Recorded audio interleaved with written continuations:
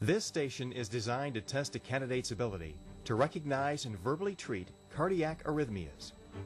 4 separate static ECG recordings with associated patient information will be presented. There are no assisting rescuers needed for this station. Candidates have 6 minutes to complete the station. The static cardiology station is straightforward. You'll be given patient information and asked to examine 4 ECGs of 6-second duration. You must correctly interpret each rhythm and verbalize the appropriate treatment to the examiner. Evaluators are not permitted to supply any additional information not contained on the cards. You may read the information out loud or to yourself prior to verbalizing your treatment. There is no equipment needed at this station. All treatment is verbalized. There are 2 main sections of this station: ECG interpretation and treatment. Candidates are presented with 4 patient cases, each with a static ECG and patient information. These are presented one at a time. In this example, the ECG shows ventricular tachycardia. Once the candidate identifies the ECG, he or she will need to review the patient information and verbalize the treatment. In this example, the patient is conscious, but the patient's condition is unstable as represented by the vital signs. John, my name's Thurl. I'll be your evaluator today. Nice to meet you. This skill is designed to evaluate your ability to recognize and verbally treat cardiac dysrhythmias in accordance with the current American Heart Association guidelines and algorithms. Okay. 4 separate static ECG recordings with associated patient information will be presented. I am not permitted to supply any additional information not contained in the cards. I will individually hand you each of the 4 cards. You may read the patient information out loud or to yourself. You will first need to verbally inform me of your interpretation of the rhythm or condition. Then you must tell me all treatments and interventions you would provide for this patient in the field. Assume that the rhythm you see is the 6-second strip and continues in each patient and does not change. You may pass on any card and come back to it if time permits. You will have a total of 6 minutes to complete all 4 of the patient encounters. Do you have any questions? No.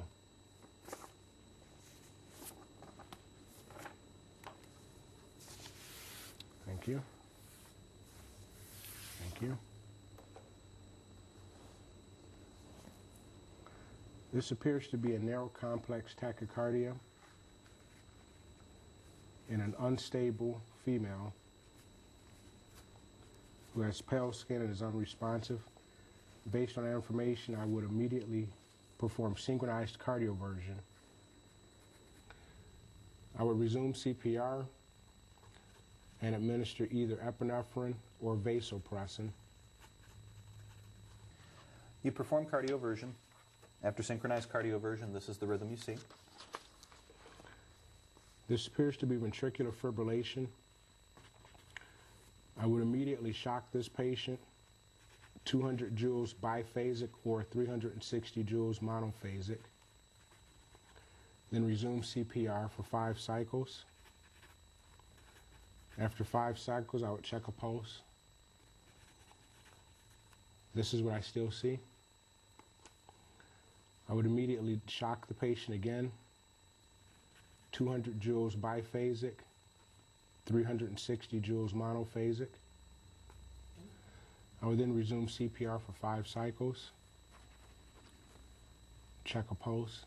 If there is no change, I would immediately shock the patient, 200 joules of biphasic, 360 of monophasic. I would then resume CPR.